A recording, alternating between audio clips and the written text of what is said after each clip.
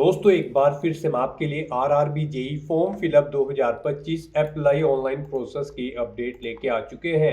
किस तरह से आप RRB railway junior engineer JE के 2569 खाली पदों के लिए अपने फॉर्म अप्लाई कर सकते हो।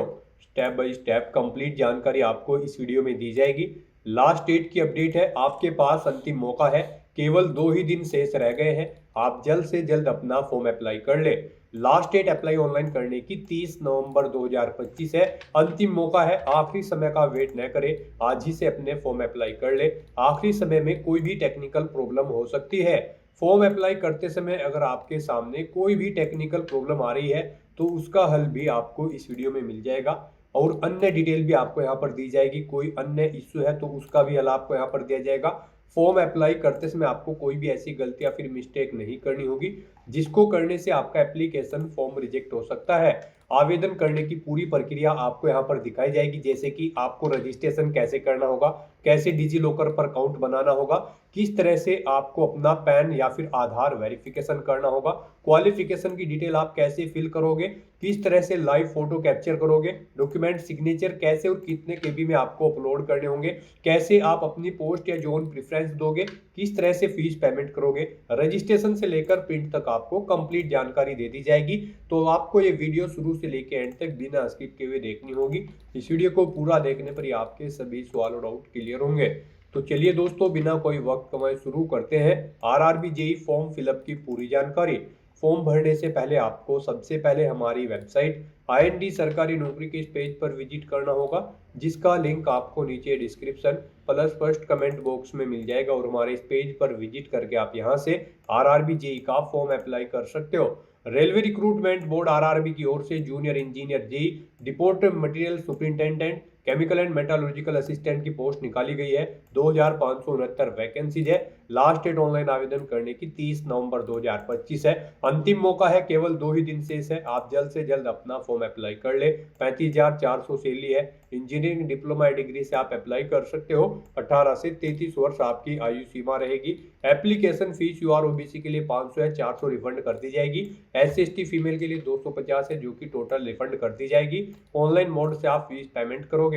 Computer based test, CBT document verification, medical examination से आपका सिलेक्शन होगा। ऑनलाइन आप अप्लाई कर सकते हो। ऑल इंडिया से अप्लाई कर सकते हो। indianrailways.gov.in इसकी ऑफिशियल वेबसाइट है। इंपोर्टेंट लिंक सेक्शन के अंतर्गत इंग्लिश नोटिफिकेशन पीडीएफ और हिंदी नोटिफिकेशन पीडीएफ लिंक पर क्लिक करके आप इंग्लिश की या फिर हिंदी की पीडीएफ भी डाउनलोड कर सकते हो, जिसमें आपको कंप्लीट डिटेल देखने को मिल जाएगी, जैसे कि आपकी एलिजिबिलिटी क्राइटेरिया की डिटेल क्या रहेगी, क्या आपका एग्जामिनेशन पैटर्न सिलेबस रहेगा, क्या यहाँ पर आवेदन करने की प्रक्रिया है। सभी गाइडलाइंस आपको यहाँ पर दे दी गई है। पोस्ट वाइज आपको यहाँ पर डिसिप्लिन वाइज क्वालिफिकेशन की जानकारी दे दी गई है और साथ ही साथ दोस्तों यहाँ पर आपको जोन वाइज भी वैकेंसी दे दी गई है। तो फॉर्म अप्लाई करने से पहले आपको नोटिफिकेशन की पीडीएफ रीड आउट करना अनिवार्य है। इनको पूरा पढ़ने से ही आपके सभी सवाल और डाउट क्लियर होंगे। पीडीएफ रीड आउट करने के बाद में आपको अप्लाई ऑनलाइन के इस लिंक पर क्लिक करना होगा, तो आपके सामने ऑनलाइन आवेदन करने का ये ऑफिशियल पोर्टल ओपन हो जाएगा। गाइस, यहाँ पर अगर आपने इस पोर्टल के थ्रू पहले भी रेलवे की किसी भर्ती के लिए अप्लाई कर रखा है तो आपने यहाँ पर अपना अकाउंट क्रिएट कर रखा होगा। तो यहाँ पर बस अब आपको लॉगिन करना है। लॉगिन की स्टेप पर क्लिक करते हुए और अपना फॉर्म अप्लाई करना है। लॉगिन की स्टेप पर आप जब क्लिक करेंगे आपके सामने लॉगिन करने के लिए 2 ऑप्शन शो होंगे। यहाँ पर आप आधार के थ्रू लॉगिन कर सकते हो या फिर आप अपने आरआरबी अकाउंट की डिटेल्स प्रोवाइड करते हुए यहाँ पर आप लॉगिन कर सकते हो और अपना फॉर्म अप्लाई कर सकते हो। और गाइज, अगर आप इस पोर्टल के थ्रू फर्स्ट टाइम अप्लाई करने जा रहे हो किसी भी भर्ती के लिए रेलवे की, तो सबसे पहले यहाँ पर आपको अपना अकाउंट क्रिएट करना होगा। उसके लिए आपको यहाँ पर क्रिएट एन अकाउंट की टैब दी गई है, आप इस पर क्लिक करें। फिर यहाँ पर आपके सामने कुछ इस तरह से इंटरफेस ओपन होगा। यहाँ पर आपको बताया गया है कि अगर आपने 2024 या फिर 25 में आरआरबी की भर्ती के लिए अप्लाई कर रखा है तो फिर यहाँ पर आपको रजिस्ट्रेशन की जरूरत नहीं है। अदरवाइज यहाँ पर आपको रजिस्ट्रेशन करना होगा। तो यहाँ पर आप ओके करें और यहाँ पर अब आप अपनी बेसिक डिटेल्स प्रोवाइड करते हुए अपना रजिस्ट्रेशन कंप्लीट कर लें। सबसे पहले यहाँ पर आपको अपनी नेशनलिटी सेलेक्ट करनी है। उसके बाद यहाँ पर आपको अपनी पर्सनल इंफॉर्मेशन देनी है। यहाँ पर आपको सबसे पहले अपना फुल नेम एंटर करना है, उसे रिटाइप करके कंफर्म कर लेना है। उसके बाद आपसे पूछा गया है कि क्या आपने कभी अपना नाम चेंज किया है। अगर किया है तो आप यस ऑप्शन सेलेक्ट करेंगे और फिर यहाँ पर आप जब आपके डॉक्यूमेंट वेरीफाई होंगे उस समय आपको गैजेटेड नोटिफिकेशन या फिर रिलीवेंट लीगल डॉक्यूमेंट शो करना होगा अब आपके नाम चेंज का। और अगर आपने कभी नाम चेंज नहीं किया है तो सिंपली यहाँ पर आपको नो ऑप्शन सेलेक्ट करना है। उसके बाद यहाँ पर आपको अपनी डेट ऑफ बर्थ सेलेक्ट करनी है। आपको इस कैलेंडर में से अपनी डेट ऑफ बर्थ सेलेक्ट कर लेनी है। फिर यहाँ पर आपको अपनी डेट ऑफ बर्थ टाइप करनी है DDMMYY फॉर्मेट में। यहाँ पर आपको पहले डे एंटर करना है, फिर आपको स्लैश मंथ एंटर करना है, फिर स्लैश देके आपको अपना ईयर यहाँ पर एंटर कर देना है। आपकी 10वीं की मार्कशीट के अकॉर्डिंग यहाँ पर आपकी डेट ऑफ बर्थ होनी चाहिए। उसके बाद यहाँ पर आपको अपना जेंडर सेलेक्ट करना है, उसे दोबारा से रीसेलेक्ट करना है कंफर्मेशन के लिए। फिर आपको अपने फादर का नाम यहाँ पर एंटर करना है, उसे भी रीटाइप कर देना है। मदर का नाम एंटर करना है, उसे भी रीटाइप कर देना है। उसके बाद यहाँ पर आपको अपनी कॉन्टैक्ट डिटेल देनी है। यहाँ पर आपको कॉन्टैक्ट डिटेल में सबसे पहले आपको अपना ईमेल एड्रेस एंटर करना है, फिर आपको अपना मोबाइल नंबर एंटर करना है और उनके बाद आपको जनरेट ईमेल OTP और जनरेट मोबाइल OTP के ऑप्शन पर क्लिक करना है। उसके बाद आपके ईमेल एड्रेस और मोबाइल नंबर पर 6 डिजिट के 2 OTP आएंगे। वो OTP आपको यहाँ पर एंटर करके अपना मोबाइल नंबर और ईमेल ID को वेरीफाई कर लेना है। उसके बाद गाइज यहाँ पर आपको अपना वेरिफिकेशन करना है। वेरिफिकेशन के लिए यहाँ पर आपके पास 3 ऑप्शन है। आप यहाँ पर डिजी लॉकर के थ्रू अपना वेरिफिकेशन कर सकते हैं, या फिर गाइज यहाँ पर आप आधार कार्ड के थ्रू अपना वेरिफिकेशन कर सकते हैं, या फिर आपके पास अगर आधार भी नहीं है तो उसके थ्रू भी आप यहाँ पर अपना वेरिफिकेशन कर सकते हैं अपने पैन नंबर की डिटेल प्रोवाइड कराते हुए। तो यहाँ पर हम आपको तीनों ऑप्शंस के बारे में बताएंगे 1 बाय 1 करके। तो यहाँ पर अगर आप ऑप्शन सेलेक्ट करते हैं वेरिफिकेशन थ्रू डिजी लॉकर, तो आपको यहाँ पर वेरिफिकेशन थ्रू डिजी लॉकर के इस ऑप्शन पर क्लिक करना है। फिर यहाँ पर आपको आई कंफर्म के चेकबॉक्स को ओके करना है और उसके बाद गाइज आपको वेरीफाई के इस ऑप्शन पर क्लिक कर देना है। नेक्स्ट आपके सामने डिजी लॉकर का इंटरफेस ओपन हो जाएगा। यहाँ पर आने के बाद गाइज आपको अपना आधार नंबर एंटर करना है, ये कैप्चा कोड आपको यहाँ पर एंटर करना है और उसके बाद फिर आपको नेक्स्ट के इस ऑप्शन पर क्लिक कर देना है। फिर आपके रजिस्टर्ड मोबाइल नंबर पर जिससे आपका आधार अटैच है यानी कि लिंक है, उस पर एक OTP आएगा। वो OTP आपको यहाँ पर एंटर करना है और फिर आपको दोबारा से कंटिन्यू के इस ऑप्शन पर क्लिक कर देना है। नेक्स्ट यहाँ पर आपको अपना 6 डिजिट का डिजी लॉकर का सिक्योरिटी पिन एंटर करना है और अगर आप भूल चुके हो तो यहाँ पर आप फॉरगेट सिक्योरिटी पिन के ऑप्शन पर क्लिक करें और अपना सिक्योरिटी पिन यहाँ पर गेट कर ले। गाइड यहाँ पर अगर आपने रजिस्ट्रेशन कर रखा है तो आपको यहाँ पर अपना 6 डिजिट का डिजी लॉकर का सिक्योरिटी पिन एंटर करना है और अगर आपने रजिस्ट्रेशन नहीं कर रखा है तो आपको डिजी लॉकर की वेबसाइट को ओपन कर लेना है और वहां पर अपना अकाउंट आपको रजिस्टर कर लेना है, अकाउंट क्रिएट कर लेना है। इस तरह से अपना पिन यहाँ पर एंटर करने के बाद फिर आपको कंटिन्यू के ऑप्शन पर ही क्लिक करना है। नेक्स्ट आपके सामने आपका डिजी लॉकर अकाउंट कुछ इस तरह से शो होगा। अब यहाँ पर आने के बाद गाइज आपको अलाउ के इस ऑप्शन पर क्लिक करना है। इस तरह से यहाँ पर आपका डिजी लॉकर अकाउंट के थ्रू आपका वेरिफिकेशन कंप्लीट हो जाएगा और आपको RRB के इसी इंटरफेस पर रिडायरेक्ट कर दिया जाएगा। नेक्स्ट ऑप्शन यहाँ पर वेरिफिकेशन का है आधार कार्ड के थ्रू। गाइज अगर यहाँ पर आप वेरिफिकेशन थ्रू आधार कार्ड ऑप्शन सेलेक्ट करते हैं तो फिर आपके सामने यहाँ पर कुछ इस तरह से इंटरफेस शो होगा। यहाँ पर आने के बाद आपको अपना आधार कार्ड नंबर एंटर करना है। उसके बाद आपको जनरेट आधार OTP के ऑप्शन पर क्लिक करना है। आपके मोबाइल नंबर पर जिससे आपका आधार लिंक है उस पर एक OTP आएगा 6 डिजिट का, वो OTP आपको यहाँ पर एंटर करना है और फिर आपको यहाँ पर वेरीफाई के इस ऑप्शन पर क्लिक करते हुए आपको अपना आधार वेरीफाई कर लेना है। यहाँ पर आपके लिए सबसे बेस्ट ऑप्शन आधार कार्ड का ही रहेगा क्योंकि यहाँ पर आगे भी आपको आपके आधार की जरूरत पड़ेगी एग्जाम टाइम के दौरान, वहां पर भी आपको अपना आधार कार्ड शो करना होगा। तो यहाँ पर हम आपको सजेस्ट करेंगे आप यहाँ पर अपना वेरिफिकेशन आधार के थ्रू कर लें। ये आपके लिए सबसे बेस्ट ऑप्शन है। RRB की भर्ती में यहाँ पर आधार मस्ट कर दिया गया है। तो यहाँ पर अब उसके बाद एक और ऑप्शन है, अगर आप करना चाहे तो यहाँ पर आपका थर्ड ऑप्शन है I do not have Aadhaar card. आपको इस ऑप्शन पर क्लिक करना है। उसके बाद गाइड आपके सामने कुछ ये पॉपअप शो होगा। यहाँ पर आपको दोबारा से I do not have Aadhaar card के ऑप्शन पर क्लिक करना है। उसके बाद यहाँ पर आपके सामने कुछ इस तरह से इंटरफेस शो होगा। आप यहाँ पर इस चेकबॉक्स को ओके करें। उसके बाद यहाँ पर आप अपनी कोई वैलिड प्रूफ ID सिलेक्ट करें। पैन कार्ड यहाँ पर केवल आपको ऑप्शन दिया गया है। उसके बाद यहाँ पर आपका जो नाम पैन पर आधारित है वो नाम यहाँ पर आप एंटर करें। अपनी डेट ऑफ बर्थ इस कैलेंडर में से सिलेक्ट करें। अपना पैन नंबर यहाँ पर आप एंटर करें। उसके बाद किस अथॉरिटी ने आपको इशू किया है उसका नाम आपको देना है। प्लेस ऑफ इशू यहाँ पर आपको देना है और उसके बाद फिर आपको प्रोसीड के ऑप्शन पर क्लिक करके इस थर्ड ऑप्शन के थ्रू भी आप अपना वेरिफिकेशन यहाँ पर कंप्लीट कर सकते हो। तो इनमें से आपको कोई भी ऑप्शन यूज करते हुए अपना वेरिफिकेशन कर लेना है, ये मस्ट है। ये पूरी वेरिफिकेशन की प्रोसेस हमने आपको बता दी है, इनमें से किसी का भी यूज करते हुए आप अपना वेरिफिकेशन कर सकते हैं। हम आपको एक बार फिर से बता दें, आप यहाँ पर आधार कार्ड के थ्रू अपना वेरिफिकेशन करें, आपके लिए बेस्ट रहेगा। तो यहाँ पर किसी भी ऑप्शन के थ्रू वेरिफिकेशन करने के बाद आपको इस चेकबॉक्स को ओके करना है, I confirm that I am 18 year old या फिर ओल्डर, यानी कि मेरी आयु यहाँ पर 18 साल हो चुकी है या फिर इससे अधिक। आपको इस चेकबॉक्स को ओके करना है। ये डिटेल आप यहाँ पर इस पर क्लिक करके सुन भी सकते हो। और फिर गाइस यहाँ पर आपको अपना पासवर्ड क्रिएट करना है। यहाँ पर आपका पासवर्ड अल्फा न्यूमेरिक फॉर्मेट में होना चाहिए। मींस आपके पासवर्ड में एक अपर केस कैरेक्टर, एक लोअर केस कैरेक्टर, एक इंटीजर नंबर और एक स्पेशल कैरेक्टर जैसे कि @ या फिर डॉलर होना चाहिए। तो इस फॉर्मेट में आपको अपना पासवर्ड क्रिएट करना है। ये एग्जांपल हमने आपको दिखाया है। वही पासवर्ड आपको यहाँ पर कंफर्म पासवर्ड फील्ड में एंटर करना है। I am not a robot के इस चेकबॉक्स को ओके करना है। और फिर गाइज आपको यहाँ पर preview and create an account के ऑप्शन पर क्लिक करके अपना अकाउंट क्रिएट कर लेना है। अपना अकाउंट क्रिएट करने के बाद आपको आरआरबी की इस वेबसाइट पर रिडायरेक्ट कर दिया जाएगा, या फिर आप rrbapply.gov.in लॉगिन कर लें। और यहाँ पर अब आप लॉगिन की स्टेप पर क्लिक करें और यहाँ पर आप आधार या फिर आरआरबी अकाउंट की डिटेल प्रोवाइड करते हुए लॉगिन कर ले। यहाँ पर अगर आप लॉगिन विद आरआरबी अकाउंट करते हैं तो फिर आपके सामने कुछ इस तरह से इंटरफेस शो होगा। यहाँ पर अब आपको अपना मोबाइल नंबर या फिर ईमेल एड्रेस एंटर करना है, अपना पासवर्ड आपको एंटर करना है, इस चेकबॉक्स को ओके करना है और उसके बाद आपको यहाँ पर लॉगिन की स्टेप पर क्लिक करना है। फिर आपके सामने यहाँ पर 2 फैक्टर ऑथेंटिकेशन मोड ओपन होगा। अब आप यहाँ पर सेंड ओटीपी टू ईमेल या फिर सेंड ओटीपी टू फोन के ऑप्शन पर क्लिक करें। उसके बाद आपकी ईमेल या फोन पर एक ओटीपी जाएगा, वो ओटीपी आपको यहाँ पर एंटर करना है और उसके बाद आपको फिर यहाँ पर लॉगिन की स्टेप पर क्लिक करते हुए अपने डैशबोर्ड में लॉगिन कर लेना है। फिर यहाँ पर आपको आपके डैशबोर्ड में रिडायरेक्ट कर दिया जाएगा। अब यहाँ पर अपना फॉर्म अप्लाई करने के लिए आपको ऑनलाइन एप्लीकेशन की स्टेप पर क्लिक करना है, या फिर यहाँ पर आपको एक और ऑनलाइन एप्लीकेशन की ये टैब दी गई है, आप इनमें से किसी भी टैब पर क्लिक करें। नेक्स्ट आपके सामने कुछ इस तरह से इंटरफेस शो होगा। अब गाइस यहाँ पर आपको CEN 5/2025 recruitment for the post of junior engineer के इस सेक्शन में आना है। और यहाँ पर आने के बाद गाइस आपको सबसे पहले अपना बोर्ड सेलेक्ट करना है, जिस बोर्ड के लिए आप अप्लाई करना चाहते हैं। इन दोनों चेकबॉक्सेस को आपको ओके करना है और फिर आपको यहाँ पर नेक्स्ट के इस ऑप्शन पर क्लिक करना है। नेक्स्ट आपके सामने कुछ इस तरह से इंटरफेस ओपन होगा। अब यहाँ पर आपको अपनी पर्सनल डिटेल देनी है। कुछ डिटेल यहाँ पर आपको ऑटोमेटिकली फिर मिल जाएगी जो आपने रजिस्ट्रेशन टाइम पे प्रोवाइड कराई थी।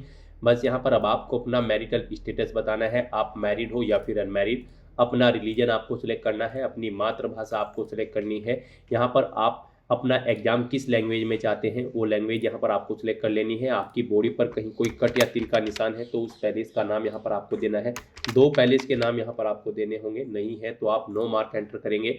फिर यहाँ पर आपको अपनी कम्युनिटी की डिटेल देनी है। आप यहाँ पर जिस भी कम्युनिटी से बिलोंग करते हैं उसे सेलेक्ट करें। उसके बाद अगर आप रिजर्व कैटेगरी से बिलोंग करते हैं तो आपको अपनी कास्ट का नाम यहाँ पर देना है, कम्युनिटी सर्टिफिकेट नंबर देना है, किसने आपको इशू कराया है आपका कास्ट सर्टिफिकेट, उस डेजिग्नेशन रैंक के अधिकारी को यहाँ पर आपको सिलेक्ट कर लेना है। उसके बाद यहाँ पर कब इशू हुआ है आपको वो डेट सिलेक्ट करनी है। क्या आप फ्री ट्रेवल पास चाहते हैं यहाँ पर एग्जाम में पार्टिसिपेट करने के लिए, अगर चाहते हैं तो यस करें।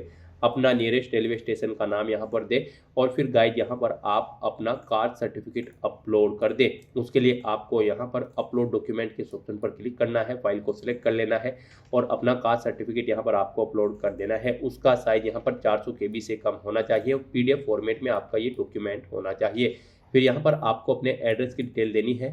यहाँ पर आपको अपना प्रेजेंट एड्रेस एंटर कर देना है। उसके बाद यहाँ पर आपको अपना परमानेंट एड्रेस एंटर करना है और अगर आपका परमानेंट एड्रेस आपके प्रेजेंट एड्रेस के अकॉर्डिंग सेम है तो आप यहाँ पर इस चेकबॉक्स को ओके कर देंगे। ऑटोमेटिकली आपका परमानेंट एड्रेस आपके प्रेजेंट एड्रेस के अकॉर्डिंग यहाँ पर फिल हो जाएगा। और उसके बाद गाइज फिर यहाँ पर आपको सेव के इस ऑप्शन पर क्लिक करके अपनी डिटेल सेव कर देनी है और फिर आपको नेक्स्ट के इस ऑप्शन पर क्लिक कर देना है। नेक्स्ट यहाँ पर आपको अपनी कुछ और डिटेल्स प्रोवाइड करनी है। यहाँ पर आपसे पूछा गया है कि क्या आप ये एक सर्विसमैन हैं, अगर हैं तो आप यस करेंगे और यहाँ पर आप बताएंगे किस में आपने सर्विस की है, आर्मी, नेवी या फिर एयरफोर्स। अपनी रैंक देंगे, डेट ऑफ एंट्री देंगे और फिलहाल भी अगर आप कर रहे हैं तो यस करेंगे, नहीं तो नो ऑप्शन सेलेक्ट करेंगे और इन डिटेल्स के अकॉर्डिंग यहाँ पर आपकी सर्विस की लेंथ कैलकुलेट करके आपको शो कर दी जाएगी। और अगर आप ये एक सर्विसमैन नहीं है तो सिंपली यहाँ पर आप नो ऑप्शन सेलेक्ट करेंगे। फिर आपसे पूछा गया है कि क्या आप पर्सन विद बेंचमार्क डिसेबिलिटी यानी कि PWBD कैंडिडेट हैं, अगर हैं तो आप यस करेंगे।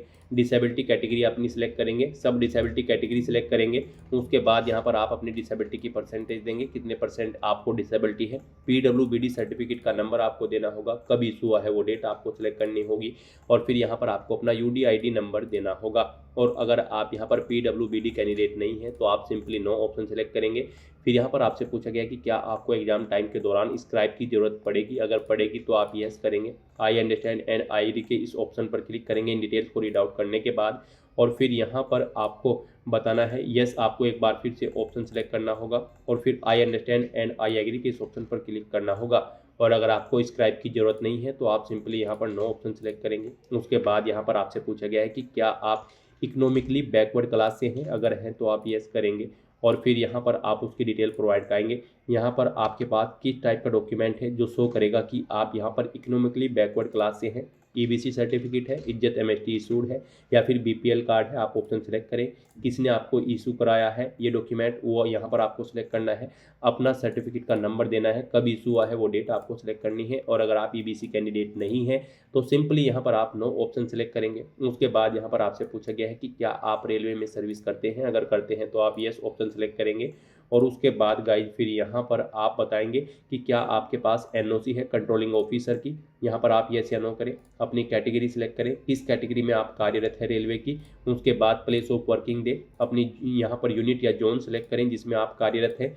और गाइज अगर आप यहाँ पर रेलवे में कार्यरत नहीं है तो आप सिंपली नो ऑप्शन सेलेक्ट करेंगे। फिर यहाँ पर आपसे पूछा गया है कि क्या आप करंट में एम्प्लॉय हैं, यहाँ पर किसी सेंट्रल गवर्नमेंट, स्टेट गवर्नमेंट या फिर पब्लिक सेक्टर अंडरटेकिंग्स में अगर हैं तो आप ऑप्शन सेलेक्ट करें और उसकी डिटेल यहाँ पर आप प्रोवाइड करा दें। यानी कि यहाँ पर आपको ऑर्गेनाइजेशन का नाम देना होगा, कब से कब तक आप कार्यरत है या फिलहाल भी आप कार्यरत है वो यहाँ पर आपको बताना होगा। और गाइज अगर आप फिलहाल यहाँ पर करंट में एम्प्लॉय नहीं है तो आपको सिंपली यहाँ पर नॉट एप्लीकेबल ऑप्शन सेलेक्ट करना है।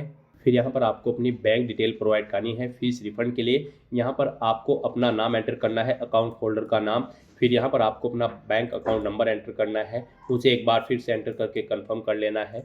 यहाँ पर फिर आपको अपने बैंक का FSC कोड एंटर करना है, कंफर्म के इस ऑप्शन पर क्लिक करना है। फिर आपके बैंक का नाम और एड्रेस यहाँ पर ऑटोमेटिकली फैच करके आपको शो कर दिया जाएगा। इस तरह से अपनी डिटेल प्रोवाइड करने के बाद गाइज फिर आपको सेव के इस ऑप्शन पर क्लिक करके अपनी ये सभी डिटेल सेव कर देनी है और फिर आपको नेक्स्ट के इस ऑप्शन पर क्लिक करना है। नेक्स्ट यहाँ पर आपको अपनी एजुकेशनल क्वालिफिकेशन की डिटेल प्रोवाइड करनी है। सबसे पहले यहाँ पर आपको अपनी 10वीं क्लास की डिटेल प्रोवाइड करनी होगी। इस भर्ती में पार्टिसिपेट करने के लिए आपके पास इंजीनियरिंग डिग्री या फिर डिप्लोमा होना रिक्वायर्ड है। तो यहाँ पर सबसे पहले आप 10वीं क्लास की डिटेल प्रोवाइड करें। यहाँ पर आप स्पेल्सिंग के ऑप्शन पर क्लिक करेंगे और यहाँ पर आप अपनी 10वीं क्लास की डिटेल प्रोवाइड कराएंगे। अगर पहले से दे रखी है तो आप इसे अपडेट कर सकते हैं। यहाँ पर गाइज आपको अपनी क्वालिफिकेशन का टाइप सेलेक्ट कर लेना है। उसके बाद आपको स्टेट सेलेक्ट करना है, जिस स्टेट से आपने अपनी 10वीं क्लास पास आउट की है। क्वालिफिकेशन में आपको मैट्रिकुलेशन/SSLC सेलेक्ट करना होगा। फिर यहाँ पर आपको अपना डिस्ट्रिक्ट सेलेक्ट करना है, बोर्ड का नाम देना है जिस बोर्ड से आपने अपनी 10वीं क्लास पास आउट की है। पासिंग डेट आपको इस कैलेंडर के ऑप्शन पर क्लिक करके सिलेक्ट कर लेनी है, कब आपने अपनी 10वीं क्लास पास आउट की है। 10वीं का रोल नंबर यहाँ पर आपको अपना एंटर करना है और अपने सर्टिफिकेट का सीरियल नंबर भी यहाँ पर आपको 10वीं के एंटर कर देना है। और उसके बाद फिर आपको यहाँ पर अपडेट के इस ऑप्शन पर क्लिक करके अपनी डिटेल यहाँ पर अपडेट कर देनी है। फर्स्ट टाइम दे रहे हो तो फिर यहाँ पर आपको ऐड का ऑप्शन मिलेगा, आप अपनी 10वीं की क्लास की डिटेल यहाँ पर ऐड कर दें। और उसके बाद फिर गाइज यहाँ पर आपको अपनी डिग्री या फिर डिप्लोमा की डिटेल प्रोवाइड करनी है। यहाँ पर आपने डिग्री कर रखी है इंजीनियरिंग की या फिर बैचलर ऑफ साइंस की आपके पास डिग्री है या फिर आपके पास 3 साल का डिप्लोमा है इंजीनियरिंग का, आप अपने अकॉर्डिंग ऑप्शन सेलेक्ट करेंगे और उसकी डिटेल प्रोवाइड कराएंगे। जैसा कि हम आपको ऑलरेडी बता चुके हैं, इस भर्ती में पार्टिसिपेट करने के लिए जेई की इस पोस्ट पर अप्लाई करने के लिए आपके पास इंजीनियरिंग की डिग्री या फिर डिप्लोमा होना जरूरी है। तो यहाँ पर आप अपने अकॉर्डिंग ऑप्शन सेलेक्ट करें। मान लीजिए अगर आपके पास इंजीनियरिंग की डिग्री है तो आप degree in engineering option select करेंगे। उसके बाद यहाँ पर आप डिसिप्लिन सेलेक्ट करेंगे, जिस डिसिप्लिन के अंतर्गत आपके पास यहाँ पर इंजीनियरिंग की डिग्री है। उसके बाद यहाँ पर आपको कोर्स का नाम देना होगा जो कि आपके सर्टिफिकेट पर है। फिर यहाँ पर आपको अपना स्टेट सेलेक्ट करना होगा, जिस स्टेट से आपने अपनी इंजीनियरिंग डिग्री की है। डिस्ट्रिक्ट सेलेक्ट करना है उसका। फिर यहाँ पर आपको यूनिवर्सिटी का नाम देना है, जिस यूनिवर्सिटी से आपने अपनी ये डिग्री पास आउट की है। फिर आपको पासिंग डेट यहाँ पर सिलेक्ट कर लेनी है अपनी डिग्री या फिर डिप्लोमा की, जब आपने पास आउट की है। अपनी परसेंटेज यहाँ पर आपको एंटर करनी है, कितने परसेंट मार्क्स आपने इसमें ऑब्टेन किए हैं। इस तरह से अपने डिटेल प्रोवाइड करने के बाद फिर आपको ऐड के इस ऑप्शन पर क्लिक करके अपनी डिटेल ऐड कर देनी है। और फिर गाइस यहाँ पर आपको अपनी डिटेल सेव करते हुए नेक्स्ट के ऑप्शन पर क्लिक करना है। नेक्स्ट यहाँ पर आपको अपना फोटो और सिग्नेचर अपलोड करने हैं। यहाँ पर आपको फोटो कैप्चर करने के लिए दो ऑप्शन दिए गए हैं। आप यहाँ पर डायरेक्टली कैप्चर लाइव इमेज के ऑप्शन पर क्लिक करें, अपने वेब कैमरा के थ्रू अपना लाइव फोटो कैप्चर कर लें, या फिर आप यहाँ पर capture live image from mobile के ऑप्शन पर क्लिक करें। आपके सामने यहाँ पर एक QR कोड शो होगा। इस QR कोड को आप अपने मोबाइल फोन से स्कैन करें। अपने मोबाइल फोन में आपने जो भी यहाँ पर QR कोड स्कैनर इंस्टॉल किया हुआ है उसके थ्रू आप इसे स्कैन करें। उसके बाद आपके मोबाइल फोन में आपको अपना RRB का अकाउंट लॉगिन करना होगा। अपने लॉगिन की डिटेल प्रोवाइड करते हुए आपको अपने डैशबोर्ड में लॉगिन कर लेना है और फिर वहां से आपको अपना फोटो लाइव कैप्चर करना है। फोटो कैप्चर करते समय आपको अपना फेस सर्कल में प्रॉपर वे में लाना है और अपनी आंखों को 2 या 3 बार ब्लिंक करना है। उसके बाद यहाँ पर आपका लाइव फोटो कैप्चर हो जाएगा आपके मोबाइल फोन से। यहाँ पर फोटो कैप्चर करते समय आपको कुछ जनरल इंस्ट्रक्शंस दिए गए हैं, आपको इन्हें रीड आउट कर लेना है। फोटो कैप्चर करते समय आपको सफेद कपड़े नहीं पहनने हैं और जिस स्थान पर आप अपना फोटो कैप्चर करेंगे वहां पर प्रॉपर वे में लाइट होनी चाहिए और प्लेन बैकग्राउंड उस स्थान का होना चाहिए। और यहाँ पर आपको बिल्कुल सीधा कैमरे की तरफ देखना है और आपको यहाँ पर फोटो कैप्चर करते समय अपने सर पर कोई टोपी या फिर कैप नहीं पहननी है, ना आपको अपने चेहरे पर कोई मास्क लगाना है और ना ही आपको अपने आंखों पर कोई चश्मा यहाँ पर पहनना है। तो यहाँ पर आपको कुछ इन इंस्ट्रक्शंस को ध्यान में रखते हुए अपना लाइव फोटो कैप्चर कर लेना है। दोस्तों, मोबाइल से लाइव फोटो कैप्चर करने के लिए सबसे पहले आपको अपने फोन में QR code scanner application open करनी होगी। उसके बाद में आपको ये बार कोड यहाँ पर स्कैन कर लेना होगा। उसके बाद में आपको इस लिंक पर क्लिक करना होगा। उसके बाद यहाँ पर आने के बाद में आपको RRB अकाउंट के अंतर्गत अपने डैशबोर्ड में लॉगिन करना होगा। लॉगिन करने के लिए आप आधार से लॉगिन कर सकते हो या फिर RRB अकाउंट के थ्रू लॉगिन कर सकते हो। जैसे कि हम आपको RRB अकाउंट के थ्रू लॉगिन करके दिखा रहे हैं। सबसे पहले आपको यहाँ पर अपना ईमेल एड्रेस एंटर करना होगा, पासवर्ड आपको एंटर करना होगा और इस चेक बॉक्स को ओके करना होगा और यहाँ पर लॉगिन की स्टेप पर क्लिक करके अपने डैशबोर्ड में लॉगिन कर लेना होगा। लॉगिन करने के लिए आपको ईमेल आईडी या फिर मोबाइल फोन पर एक OTP सेंड करना होगा। उसके लिए आपको यहाँ पर इस लिंक पर क्लिक करना होगा। OTP एंटर करने के बाद में आपको लॉगिन की स्टेप पर क्लिक करना होगा। लॉगिन करने के बाद में आपके सामने कुछ इस तरह से इंटरफेस ओपन हो जाएगा। यहाँ पर आकर आपको इस पेज को स्क्रॉल डाउन करना होगा और यहाँ पर आप देख सकते हो capture live image. Live photo capture करने के लिए आपको इस टैब पर क्लिक करना होगा और अपना लाइव फोटो कैप्चर कर लेना होगा। फोटो कैप्चर करने के लिए आपको अपना फेस इस सर्कल के अंतर्गत लाना होगा और अपनी आंखों को यहाँ पर ब्लिंक करना होगा वेरिफिकेशन के लिए और उसके बाद में कैप्चर के इस टैब पर क्लिक करके अपना लाइव फोटो कैप्चर कर लेना होगा। तो इस तरह से आपका लाइव फोटो कैप्चर हो जाएगा और उसके बाद में आपको सेव की टैब पर क्लिक करके अपना लाइव फोटो जो आपने कैप्चर किया है उसको सेव कर देना होगा। उसके बाद गाइस यहाँ पर आपको अपने सिग्नेचर अपलोड करने हैं। सिग्नेचर यहाँ पर आपके JPG या फिर JPEG फॉर्मेट में होने चाहिए। सिग्नेचर की विड्थ आपकी 140 पिक्सल होनी चाहिए, हाइट 60 पिक्सल होनी चाहिए। सिग्नेचर यहाँ पर आपको एक ब्लैंक इंक पेन से व्हाइट पेपर पर करने हैं। यहाँ पर आपको एक बॉक्स क्रिएट करना है जिसकी विड्थ 140 पिक्सल होनी चाहिए और हाइट उसकी 60 पिक्सल होनी चाहिए। उसमें आपको अपने सिग्नेचर यहाँ पर करके अपलोड करने हैं। साइज आपके सिग्नेचर की फाइल का 30 KB से 49 KB के बीच में होना चाहिए। और अगर आप अपने सिग्नेचर का साइज कम या ज्यादा करना चाहते हैं तो आप गूगल पर जाएं, इमेज रिसाइज टाइप करें, मल्टीपल ऑनलाइन वेबसाइट ओपन होंगी, उनमें से कोई भी वेबसाइट ओपन करें, वहां पर आप अपने सिग्नेचर की फाइल को अपलोड करें और अपनी नीड के अकॉर्डिंग आप उसका साइज सेट करके फिर उसे वहां से डाउनलोड करके अपलोड कर दें। तो यहाँ पर आपको ब्राउज के ऑप्शन पर क्लिक करना है, फाइल को सिलेक्ट कर लेना है और अपने सिग्नेचर की फाइल को यहाँ पर अपलोड कर देना है।